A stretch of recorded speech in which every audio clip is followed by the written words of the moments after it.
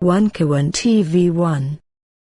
Bismillahirrahmanirrahim. Assalamualaikum warahmatullahi wabarakatuh. Pemirsa IC Teriso yang dirahmati Allah, kembali di dalam percakapan dua scholars, kawan saya, sahabat saya, Dr. Iksan Fenisi dan saya sendiri. Dalam Anda di tahun 1996 hadir di Sydney Hall, duduk paling depan, ada di sebelah kiri, menghadapi Ahmad Didat. Wajah Anda duduk paling depan, gitu ya. Menarik kan saya bisa menyaksikan itu? Lupa, untung saya cerita karena kita bicara luar negeri, saya jadi ingat seorang Husnul Maria hadir dalam sebuah perdebatan tentang Al-Quran dan Injil dengan pembicara Ahmad Didat. Anda duduk di paling depan di jalur sebelah kiri dan Anda menyaksikan bagaimana perdebatan itu berjalan. Betul? Sepertinya begitu. Long time ago. This is 35. Itu 1996. 30 years ago. Iya, 1996. Iya, 30 tahun yang lalu. Apa semua sejarah itu sudah 30 tahun. Enggak, artinya yang saya mau bilang sama Anda, Usnul, saya tanpa sengaja mendapatkan itu bagaimana ceritanya tentang itu saya harus dibilang civilization war, cultural war, itu demikian tajam gitu loh, dan kita menghadapinya biasa-biasa saja tanpa ada persoalan. Walaupun saya juga melihat subjektivitasnya bule-bule itu. Iya. Tapi sekarang mungkin agak berubah ya konteks itu. Jadi kalau kekuatan dari civil society secara global ya, dengan Gaza, dengan kasus Gaza ini Masya Allah kayak gitu ya, Allah tunjukkan semuanya satu persatu.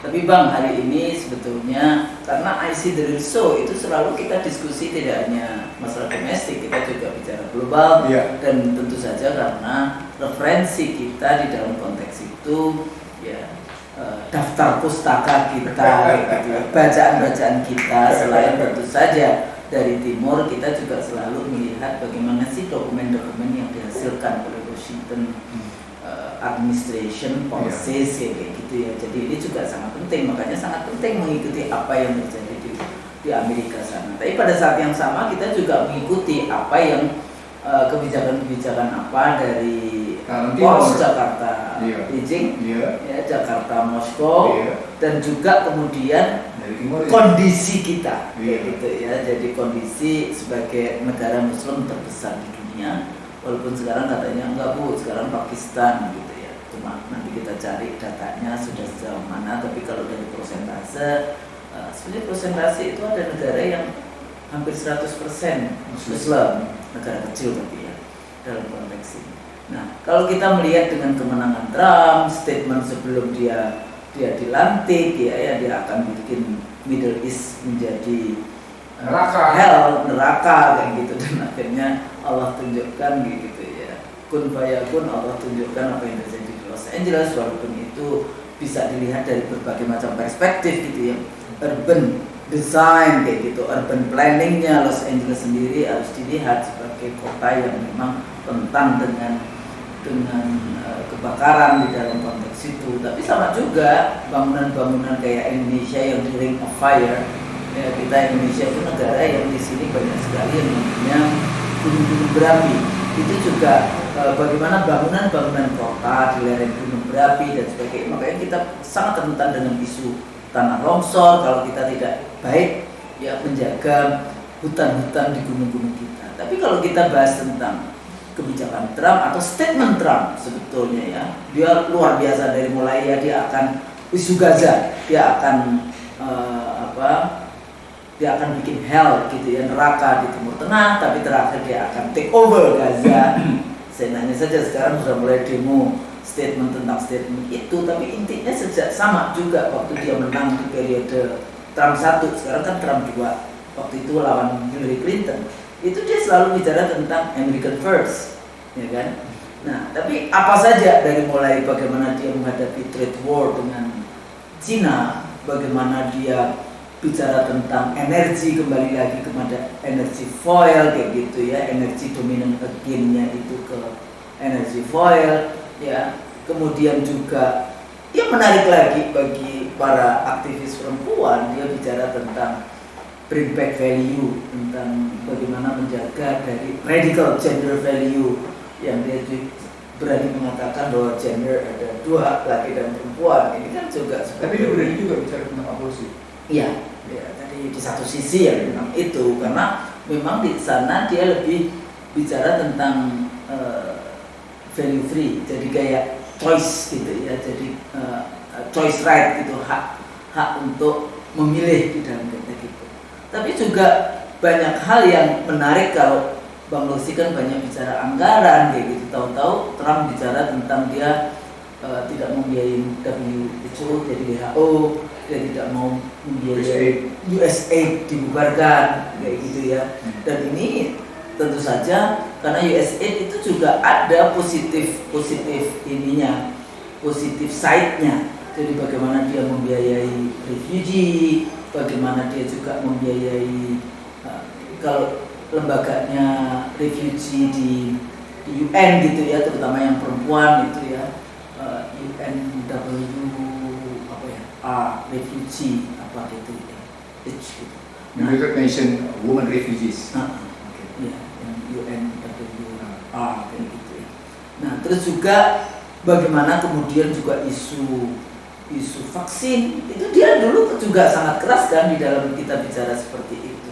Nah, tapi ada juga yang berhubungan dengan Indonesia. Saya nggak tahu apakah ini nanti berhubungan dengan positif atau negatif yang kasus Lido.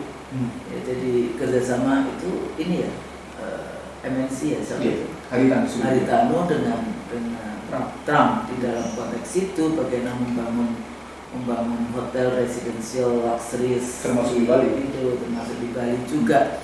Jadi kalau kita melihat di dalam konteks ini arah dari ya tetap liberal, tetap privately public kayak gitu ya. Jadi bagaimana kekuatan korporasi. Ada lagi kalau bicara privately publicnya secara konkret, maka mereka suami istri bermain di kripto. Oh iya.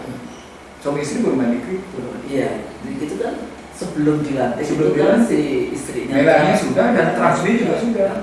Trump kan memang dari dulu adalah bisnis, termasuk dia pengusaha, dia punya ini yang di kasino terbesar di Pasifik. Pasifik Atlantic City. Atlantic City keluar dari Philadelphia di dalam konteks itu. Jadi kalau kita lihat dari mulai trade war, dari isu UN, dari isu budget di USAID, dari isu energi dan sebagainya, sepertinya dia sendiri ini sebetulnya belum utuh di dalam konteks Amerika ini mau kemana di dalam konteks itu. Kita harus tetap mengawasi apa yang akan dilakukan. Tapi sebetulnya pada saat yang sama juga aku to hell dengan American Aid, USAID kan kayak gitu sebetulnya. Kalau kita bisa mengelola sumber daya alam yang kita miliki, kita bisa mengelola ini, sebetulnya kepentingan Amerika di Indonesia juga sangat besar. Karena kalau energi ya dari mulai Timika, ya Freeport, McMoran itu juga Amerika. Dia nanti sudah 40 tahun itu dia ambil, sudah 2 gunung sudah jadi mangkok di Papua sana. Nah, nanti kalau kita lihat apalagi yang kekuatan energi yang itu dominasi Amerika di Indonesia. Nah, dengan melihat existence gitu ya, existing apa yang terjadi ya dari perdagangan, dari kelembagaan yang dilakukan oleh kebijakan Trump, kira-kira kita posisinya di mana? Tapi sebetulnya apa sih kebijakan Trump yang secara global kayak gitu ya? Karena politik Amerika, fungsi presiden itu emang 3. 1, keamanan. 2, politik luar negeri. Dan yang ketiga, budgeting, jadi finance. Karena income tax di Amerika itu larinya ke federal government. Jadi makanya mereka kuat. Tapi dulu 50 tahun pertama pada saat the United States kayak gitu ya, belum the United States is, itu income tax itu di negara bagian. Tapi sepertinya dengan bangunan negara federal yang waktu itu 13 negara bagian di Amerika, sepertinya kok nggak kuat. Makanya finance, jadi income tax itu larinya ke negara federal, sementara negara bagian itu mendapatkan GST, Goods and Services Tax, dan pemerintahan lokal itu mendapatkan property tax yang itu cuma up to 6%, kalau GST itu up to 13%, tapi kalau income tax itu tinggi. Makanya salah satu banyak sekali headquarters korporasi itu pindah ke negara-negara kecil. Cina. Ya. Bisa ke Cina, tapi Cina itu pabriknya. Tapi kalau headquarters itu banyak di negara-negara Pasifik. Jadi negara-negara kecil yang tingkat taxnya itu kecil. Jadi kalau dia headquartersnya itu tidak di Amerika, ya dia tidak bayar yang namanya income tax segede Tax Haven Island. kayak gitu. Tax Haven Island itu termasuk di Panama, Simoris, Philip Simoris. atau kalau yang Switzerland dan sebagainya itu apa? Switzerland itu low tax. Low tax. Low tax. Kan juga ada kan yang kemudian. Ada juga yang negatif. Swiss. Tapi sekarang sudah tidak ada. Baik Swiss maupun Jepang tidak lagi negatif. Sudah positif. Yang tetap tax Haven Island tetap mereka. Tapi itu diburu waktu di era Obama dulu. Diburu kan. Iya. Kita katanya juga buru juga. Tapi dapat apa? Enggak, akhirnya tax amnesty dulu tuh. Iya, tax Tapi amnesty. akhirnya yang dapat malahan yang di dalam negeri juga. Iya. Mereka ini balik lagi kira-kira rezim Trump gitu ya. Jadi Washington administration dari rezimnya Trump ini apa kemudian akan mengubah global issues yang ada dalam 4 tahun ke depan, ataukah ada sesuatu yang perlu kita persiapkan untuk strengthening domestic baik value maupun domestik dalam konteks politik, ekonomi dan sosial untuk menghadapi ancaman-ancaman yang sudah Trump sampaikan, termasuk juga dia akan 1, sekian juta rakyat Gaza. Berarti dia ngakuin dong genocide. Nggak boleh ngomong genocide. Ada yang takut ini soalnya kalau ngomong kayak gitu ya. Jadi yang mati di dalam konteks pemboman di Gaza itu lebih besar dibandingkan Nagasaki dan Hiroshima itu. Itu kan dulu 2,3 juta, sekarang tinggal 1,7 hitungannya. Jadi bagaimana? Oke. Saya harus mengatakan pada Husnul dan Arisi Richards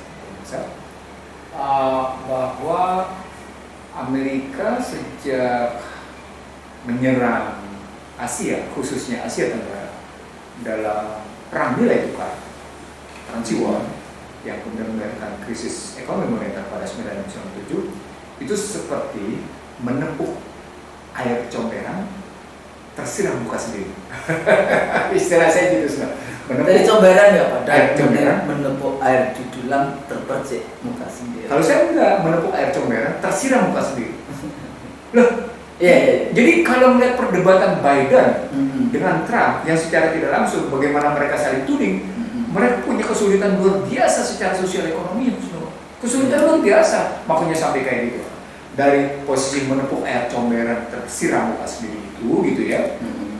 Mari kita lihat bagaimana Trump mencoba mengatasinya dengan mengeluarkan executive order. Nah, bayangkan hanya dalam hitungan waktu 3 jam dia sudah mengeluarkan 13 executive order, belasan executive order, luar biasa gitu.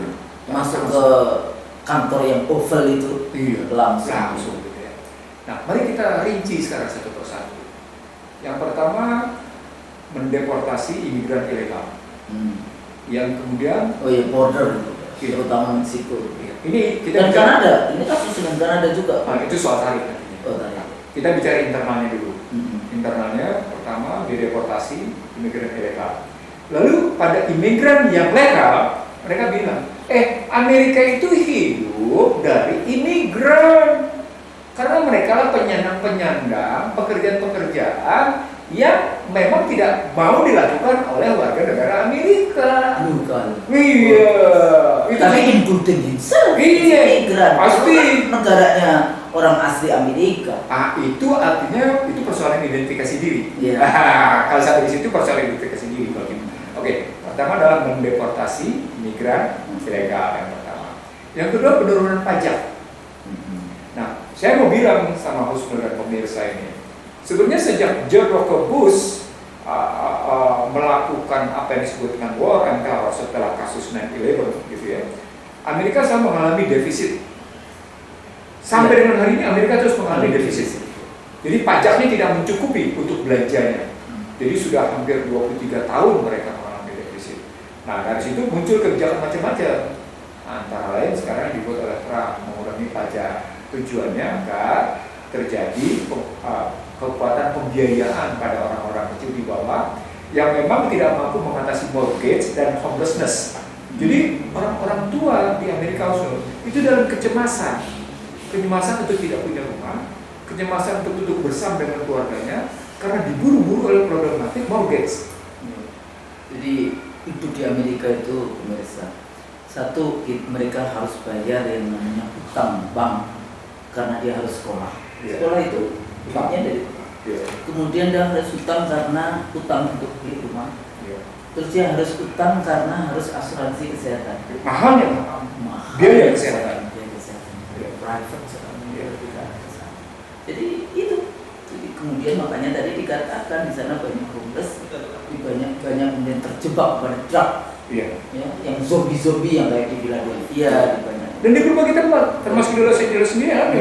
Banyak. Sampai mereka ada bikinkan yang namanya kayak rumah-rumah kecil untuk para homeless itu.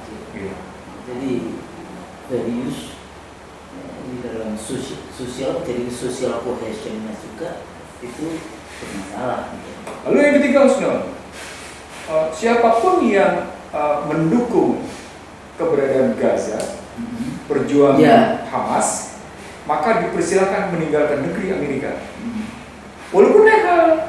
Jadi mahasiswa terancam itu kalau ikut dia sebutin loh kalau ikut demonstrasi.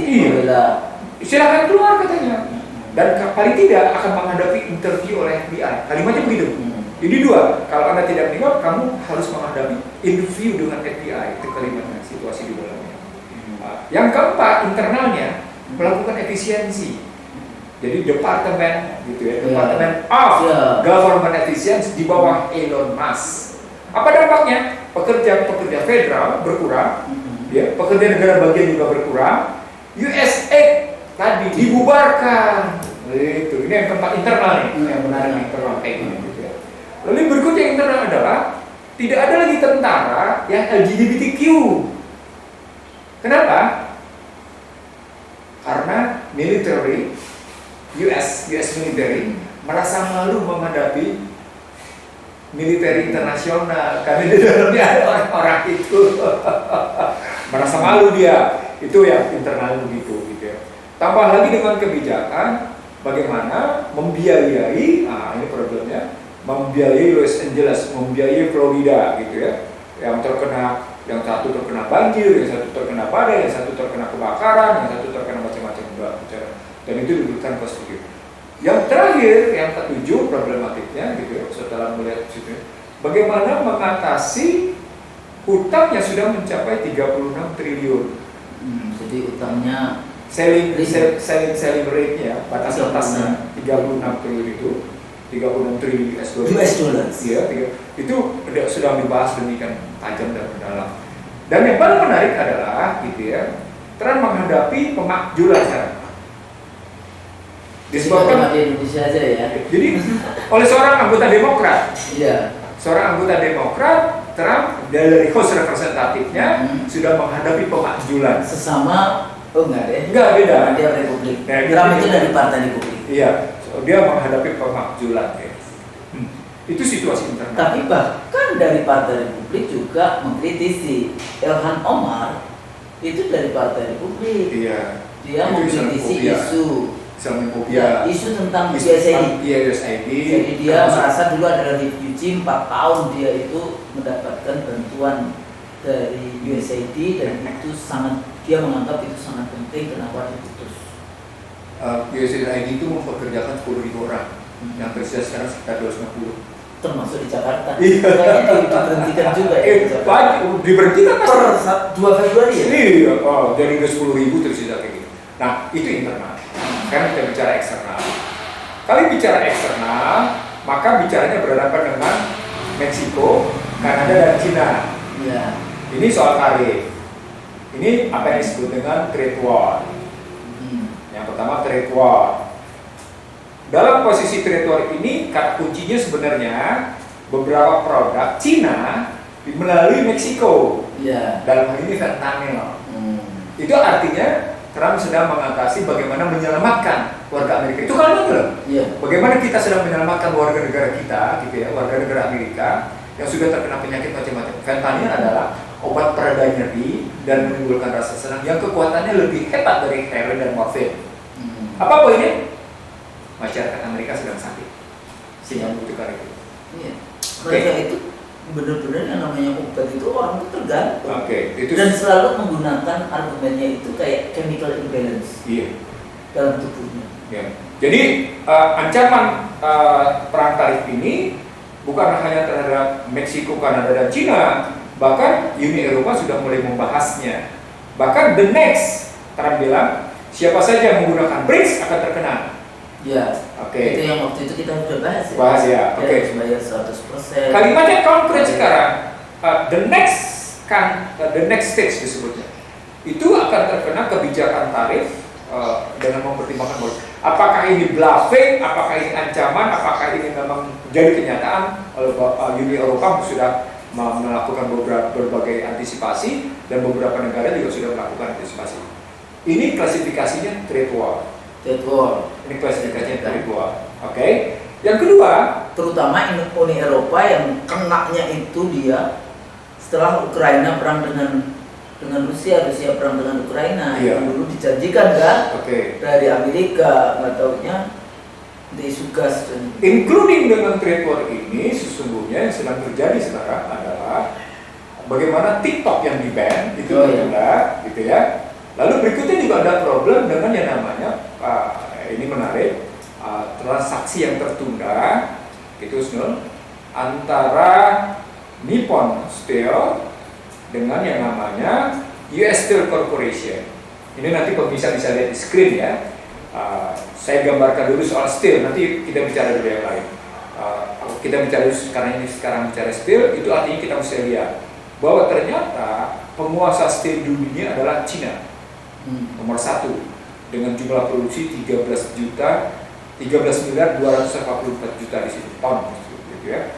Baru kemudian Luxembourg, baru berikutnya Unsteel Group nomor 3, baru Nippon Steel Corporation.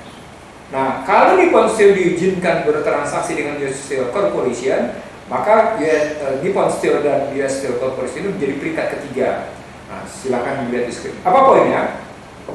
Poinnya, kalau sebuah negara begitu dominan, begitu kokoh dalam steel production-nya, itu berarti mencakup 5 hal, Husnul. Yang pertama soal military industrial complex, kompleks persenjataan. Yang kedua soal infrastruktur. Tidak ada infrastruktur yang tidak membutuhkan steel. Dari posisi 1 dan 2 ini, sesungguhnya dia menggerakkan perbankan, Husnul. Ya kan? Nah, kalau dia menggerakkan perbankan, itu berarti menggerakkan yang namanya makanan, Husnul.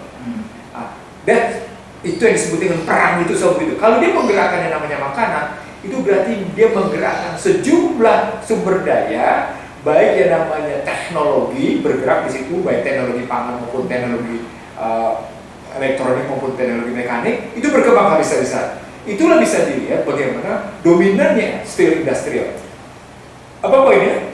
Berkembangnya industri dasar yang punya hubungan dengan industri manufaktur, yang kemudian berlanjut dengan industri hilirnya, gitu melihatnya. Salah satunya adalah industri otomotif, gitu melihatnya. Makanya Jepang tergopoh-gopoh tetap memaksa untuk bisa mengambil US Steel Industrial. Kalau dalam catatan saya 14,9 miliar US dollar, dalam banyak pemberitaan disebutnya sebagai 15 miliar US dollar.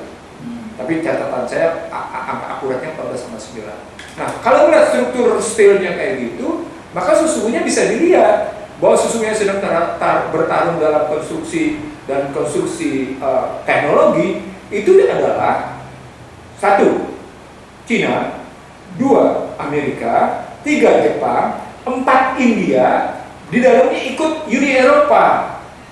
Pertarungan perang itu. Jadi di tahun 2000, Husnul, saya sudah bicara tentang steel consumption per kapita. Menarik kan? Karena itu bisa dihitung. Berapa sesungguhnya Amerika atau kita? Dunia, baru kemudian Indonesia. Tahu nggak sebenarnya dampaknya? Saya lupa karena itu saya bicara tahun 2000 tentang steel consumption per kapita, konsumsi baja per kapita, gitu ya. Kita negara berpenduduk banyak kayak gini, itu rendah sih baja. Si baja itu rendah, dan ternyata kita diserang juga, apalagi sekarang. Sekarang dengan Korea, sekarang dengan Cina. Wah, bisa-bisa. Mudah-mudahan sebelumnya sudah diserang oleh yang namanya oleh Jepang. lalu berikutnya Amerika. Tapi poinnya adalah ketika kita melihat steel konsumsi per kapita dengan konsumsi seperti itu kelihatan bahwa tadi ada persoalan, ini kalimat pentingnya di sini, relasi kental signifikan relevan antara industri dasar, industri hilir, gitu ya, industri manufaktur, pengolahan, industri dasar, industri manufaktur, industri hilir. Dan di situ bisa kita lihat bicara tentang bagaimana infrastruktur dan properti, gitu. Bukan hanya soal militer, tapi juga soal bagaimana properti, bagaimana infrastruktur Ya, karena dia berkembang. menggunakan besi baja juga. Kalau semuanya begitu. Ya. Nah, di situ bisa Iron itu. Iya, di situ bisa dilihat tingkat kemajuan satu bangsa. Kemajuan dalam pengertian pembangunan ya. Makanya Cina demikian hebat karena memang dia konsumsi steelnya itu luar biasa, dan makanya Cina mendominasi steel industrial, steel produk di Dan dunia. sekarang kan model-model kayak rumah yang cepat waktu COVID itu di Wuhan Berjaringan. bikin rumah sakit yang Berjaringan. berjaringan. Makanya di Indonesia pun Anda bisa lihat kayu sudah tergantikan dengan berjaringan. Dan itu padahal kita impor. Nah, kita impor. Nah, Sementara kalau kayu enggak. ya, tapi kayunya udah habis. Iya, dijual soalnya juga. Jual-jualin. Kayaknya sudah habis. Kita tulisin Nusno. Jadi trade war yang berkaitan dengan steel itu kelihatan di situ.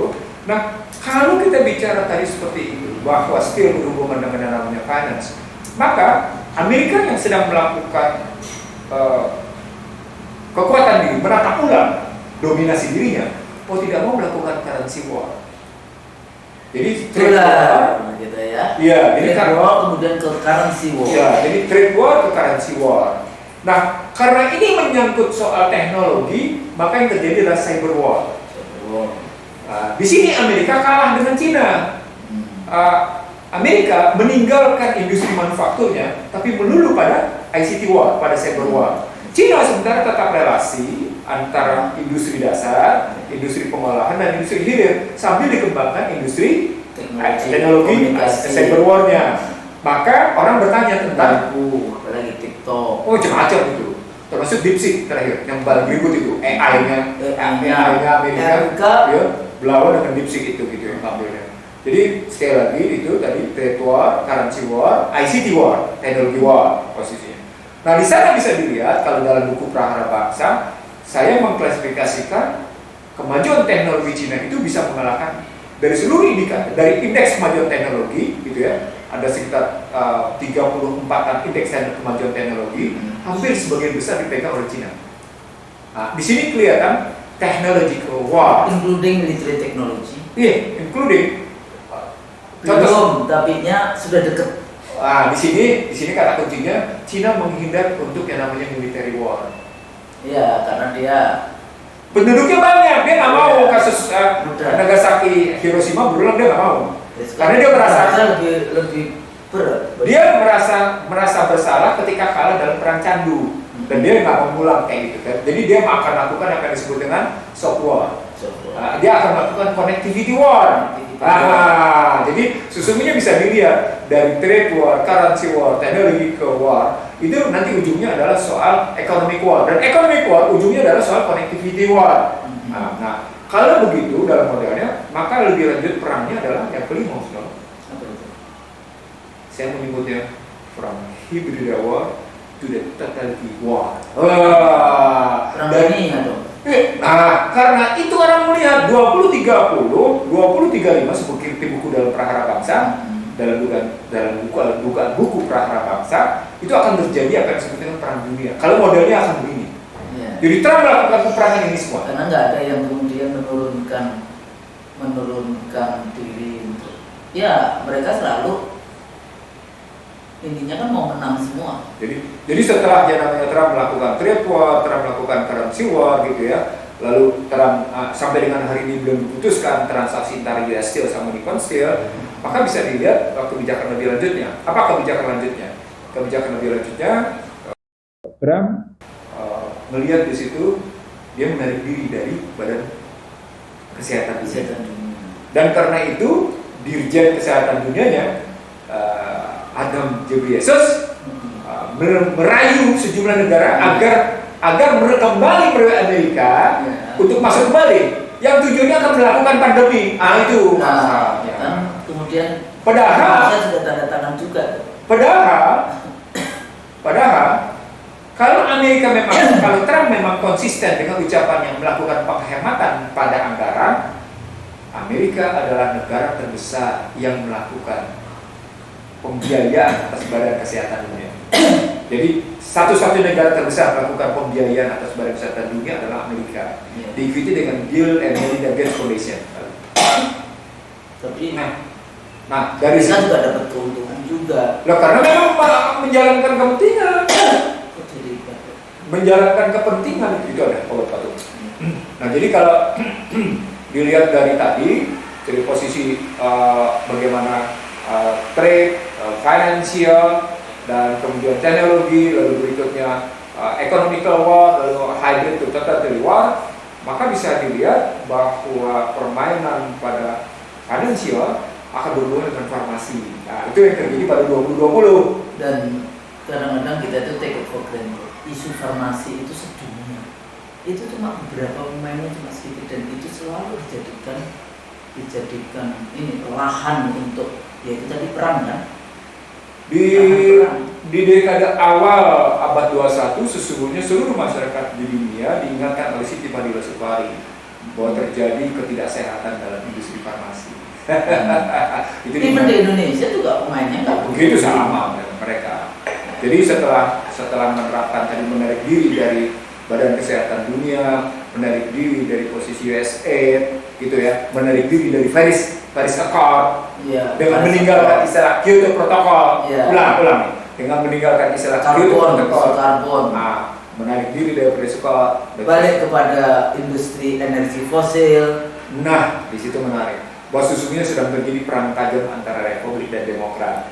Nah, tetapi menariknya di sini, walaupun Trump menarik diri dari isu-isu Partai Demokrat seperti Paris Accord, Global Climate Change, gitu ya, isunya kan kayak gitu, seperti kesehatan, farmasi dengan menarik diri dari Badan Kesehatan Dunia, tapi Trump tetap bermain di digital currency.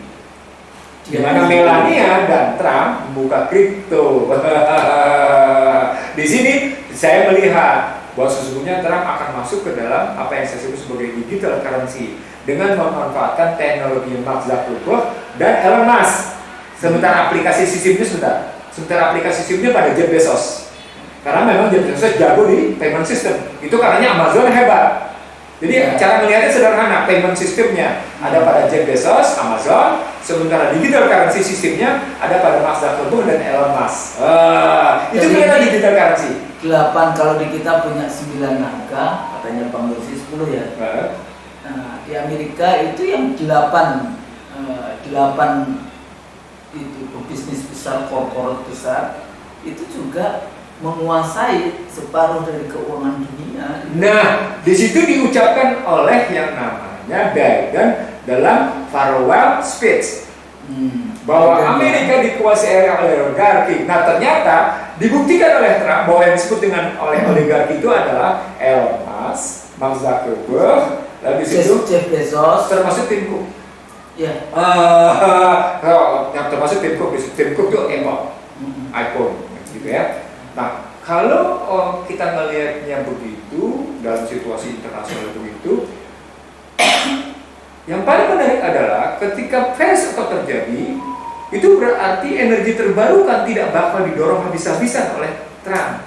Trump akan kembali memainkan fosil. Apa poinnya? Amerika merasa unggul dengan teknologi shale oil dan shale gasnya.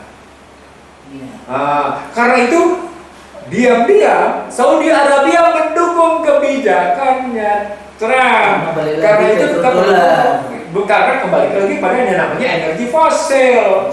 Gitu. Artinya apa? Arab Saudi kembali menjadi negara penentu dalam produksi minyak dunia. Gitu melihatnya, gitu ya. Nah, apalagi yang belum kita bahas kebijakan berikutnya? Oh iya, NATO dalam konstruksi misalnya terhadap Ukraina dan Rusia dan Uni Eropa yang masuk di situ. Nah, di situ Trump mengingatkan agar negara-negara NATO memenuhi kesepakatan belanjanya 3% terhadap PDB. What's the point? Belanja militer, gitu. Oke? Itu kelihatan. Nah, terhadap Benjamin Netanyahu, di sini menarik di sini. Trump menyatakan do what you want to do terhadap Benyamin. Ya udah. Karena itu secara tidak langsung Trump menyepakati pendudukan Gaza. Makanya dia mau diambil alih dan dia suruh kan Iya. Indonesia untuk menerima orang Gaza, Jordan untuk menerima. Dan waktu dikatakan oh mereka Suriah termasuk ya. Ya. Oh kita akan paksa dia. Nah, apa artinya? Artinya secara tidak langsung Trump melanjutkan kebijakan Jacob Bush. Ya balik lagi kan. Sama. Apa poinnya kalau dalam buku Perangkat Bangsa, seluruh presiden Amerika menjalankan apa yang disebut dengan New World Order sejak yang namanya Woodrow Wilson. Woodrow Wilson itu perang dunia pertama. Iya, sebelumnya bahkan. Ya, Woodrow Wilson. pada era perang dunia pertama itu dia yang jadi presiden. Iya. Dan juga kemudian dibentuknya United Nations, IMF, World Bank. Nah, tapi itu dibuat di bawah Franklin D. Roosevelt. Ya. Jadi setelah Woodrow Wilson, dia berlanjut ke Franklin D. Roosevelt yang memegang masa jabatan 4 kali masa jabatan. Yang sejak saat itu kemudian tidak pernah ada lagi seseorang sampai 4 kali masa jabatan. Ya. Gitu. Ya, cuma 2 kali. Nah, kalau konteksnya begini, maka yang kita hadapi adalah satu kebijakan Amerika yang dalam posisi mempertahankan dominasi, itu bacanya. Maka Trump mengancam setiap negara yang tidak menggunakan US dollar, dia akan kenakan tarif. Di situ kelihatan ribut antara US dollar dengan BRICS gitu. Sekarang pertanyaannya, bagaimana dengan Indonesia? Gitu. Dengan situasi itu. Nah, saya menyebutnya begini. Kita tetap memegang prinsip politik luar negeri bebas aktif. Kalau kita bilang politik luar negeri bebas aktif, maka kata kuncinya menjadi ekonomi politik luar negeri bebas aktif. Ekonomi politik luar negeri bebas aktif. Kalau kita bilang ekonomi politik luar negeri bebas aktif, maka pertanyaan besarnya menjadi, mari kita strukturkan perekonomian kita dengan melihat hulu hilir, melihat hulu, meso dan hilir di satu sisi, tapi di sisi lain juga kita melihat sampai seberapa jauh ketergantungan kita pada impor. Di situ sebetulnya kita itu nggak tergantung, kebijakan kita yang salah menggantungkan diri. Jadi sebetulnya kita kalau energi memang agak kita salah di energi, sehingga hari ini kita harus mengimpor 1 juta pangan kita salah karena kita mengimpor beras dan gula, termasuk yang namanya bawang putih segala, termasuk yang namanya pacul pun kita impor misalnya. Itu juga. Nah, poinnya adalah kalau kita bicara tentang ekonomi luar negeri, maka mari kita strukturkan hulu, meso dan hilir dalam 3 kategori. Kategori pertama, ketahanan ekonomi. Kategori kedua, kemandirian ekonomi. Dan kategori terakhir, kedaulatan ekonomi. Iya, kita balik lagi kan. Bisa IC termasuk dalam konteks itu. Bang, sebentar. Yang kalau 8 orang yang punya banyak sekali itu Carlos Slim itu apa dia? Oh, Carlos Slim itu penguasa itu di Meksiko, tapi dari Amerika. Kalau Bloomberg, Michael Bloomberg, dia wali kota yang seakhirnya menguasai salah satunya. Tapi Michael Bloomberg itu dalam kelasnya dia tetap di bawah Warren Buffett. Iya. Tetap di bawah BlackRock. Jeff Bezos, Nancy, Ortega. Iya. Ortega lain lagi. Ortega dan lagi Mark Zuckerberg, Bill Gates, ada Larry Ellison apa dia? Larry Ellison saya lupa apa usulnya. Tapi nggak jauh-jauh cerita usulnya. BlackRock,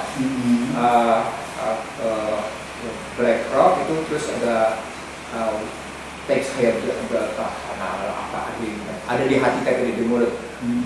Saya dalam catatan saya sebenarnya nggak banyak Husnul. Tapi intinya di dunia IT, dunia keuangan, ya. Iya.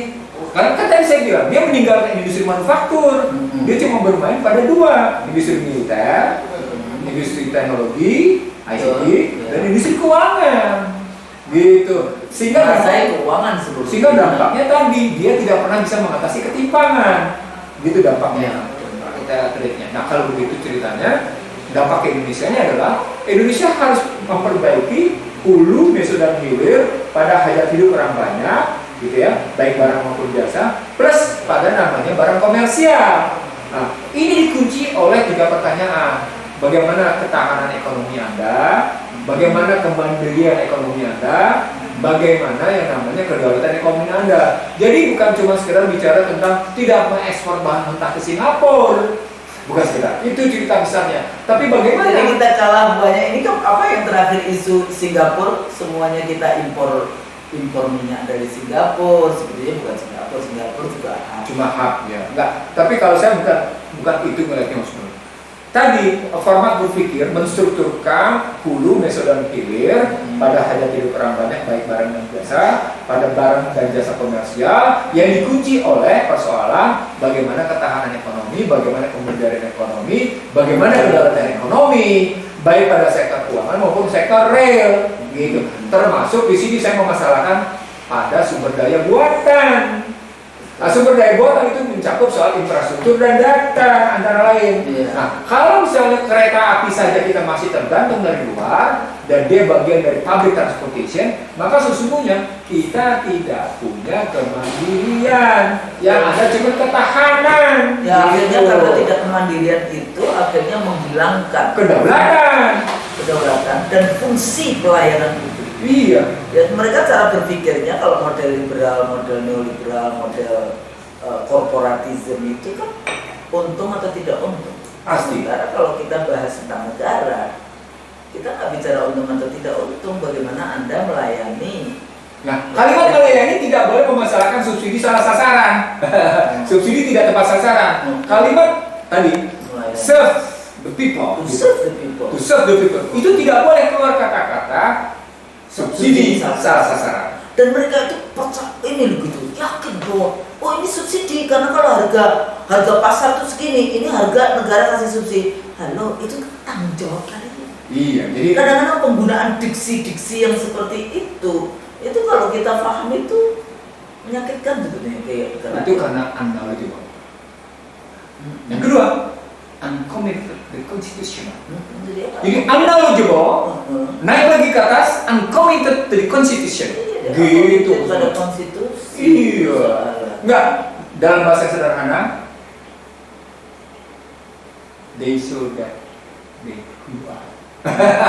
Jadi Anda itu sebetulnya dibayar oleh rakyat, disuruh mikir bagaimana rakyat itu bisa hidup nyaman. Nah, itu kan. Kalau kalimat usulnya begitu, itu artinya problematik luar negerinya tinggi. Karena di dalam negerinya saja nggak beres. Nggak beres. Gitu. Makanya kan kalau dulu Soeharto selalu dikritik sebagai inward looking, tapi sebenarnya apa yang dilakukan itu adalah penguatan internal. Betul. Supaya dia punya bargaining power di dalam konteks di global politicsnya kan kayak gitu. Dalam regional paling tidak ASEAN. Ya. Dalam dinamika sekarang makin sulit Husnul untuk bicara inward. Karena sebenarnya sudah terkoneksi lewat ICT. Ya, tapi masih hal dilakukan pada yang disebut dengan hajat hidup orang banyak, baik barang maupun jasa. Sebetulnya tetap bisa di dalam konteks. Kalau tidak kedaulatan ya kemandirian kayak gitu ya di dalam konteks ini. Ya kayak misalnya ICT gitu. Sebetulnya kan kita juga punya kok sumber daya yang luar biasa di dalam konteks itu. Iya. Kadang-kadang ini nggak dulu zamannya SBY aja. Ngomongin menganalisa kemiskinan aja dengan bangganya dia undang dekan dari Harvard University. Emang nggak ada dosen-dosen di Indonesia yang bisa berpikir dan mencari solusi tentang bagaimana menyelesaikan. Boleh nggak saya bertanya soal itu? Bukankah itu menggambarkan intelektual Minderwader kompleks? Minderwadig Hayat kompleks, ada Hayat Minderwadig Hayat kompleks. Tapi saya tambahin di depannya intelektual. Ya, intelektual beo. Itu bahasa IC dari show. Bahwa itu gambaran Anda tidak percaya diri pada konstitusi dan keilmuan Anda. Bahwa sesungguhnya Anda tidak lebih rendah dari mereka karena Anda lebih tahu negara Anda daripada orang asing. Gimana sih?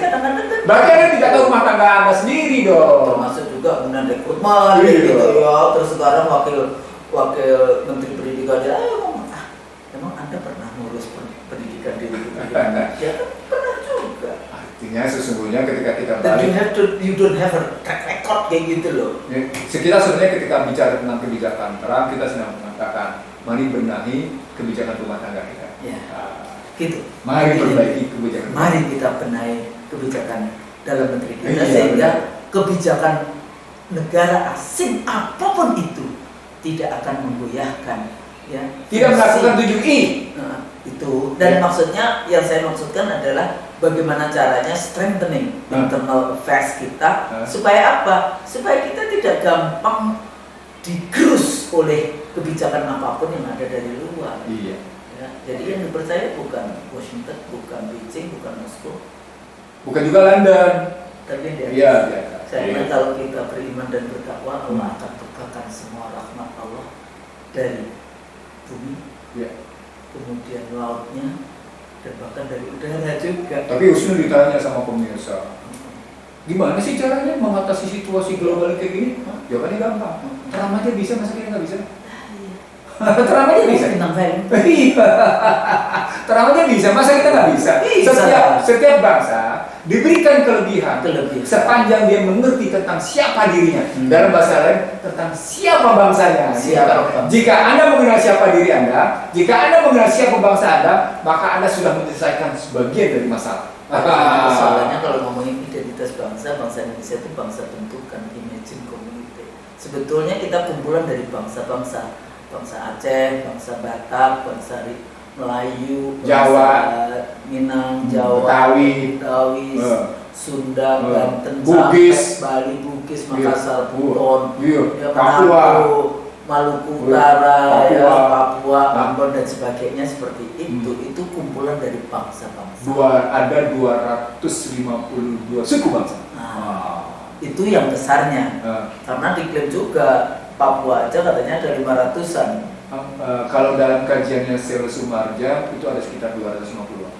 Tergantung kepada Iya. Pendekatan bahasa, pendekatan bahasanya dalam konteks itu. Jadi banyak sekali itu bangsa-bangsa, tapi bentukan bangsa Indonesia mari kita isi gitu loh. Iya. Ya, persatuan Indonesia di dalam konteks. Betul. Jadi gitu ya, Bang. Oke. Jadi kita Bisa nanti lanjut. artinya saya mau mengatakan pada Husnul dan IC dari show, kita bisa kok. Insya Allah. Sepanjang Anda mengenal siapa keluarga Anda, bagaimana rumah tangga Anda, dan mau kemana rumah tangga Anda. Artinya dalam bahasa lain, siapa sebenarnya anak bangsa, bagaimana sebenarnya anak bangsa, dan mau kemana anak bangsa ini Anda buat. Dan dalam posisi kayak gitu, mari posisikan diri Anda dengan benar. Gitu. Jadi semuanya bisa berkontribusi di dalam membangun bangsa ini. Betul. Saya pikir itu. Jadi Ya. jangan rubbishing the others. Istilahnya rubbishing the others. Itu kalau rubbish in the sadar itu saya aplikasikan yang disebut sebagai politisasi, kriminalisasi, dan komersialisasi. Berujung pada posisi karena materialisme menjadi radikalisme sekarang. Ya, saya pikir itu mudah-mudahan berguna. Ya. Dialog kita, percakapan kita, percakapan para scholars. Ya, walaupun kita pakai temanya Trump, tapi sebetulnya lesson learn apa yang harus dilakukan oleh bangsa dan negara kita yang kecil. Karena kita bukan bangsa reaktif, tidak boleh menjadi bangsa reaktif. Bukan, kita harus bangsa yang merencanakan. antisipatif, mencerdaskan. Ya, dan mudah karena kita punya sila pertama ketuhanan yang Maha Esa. Ya. Insya Allah kita sampai pada nanti negeri yang terjatuh untuk betul. Waduh, amin. Kalau salah mohon maaf. Amin. Yang salah itu dari kita, Ya. yang benar hanya dari Allah. Semangat. Assalamualaikum warahmatullahi wabarakatuh. Waalaikumsalam warahmatullahi wabarakatuh.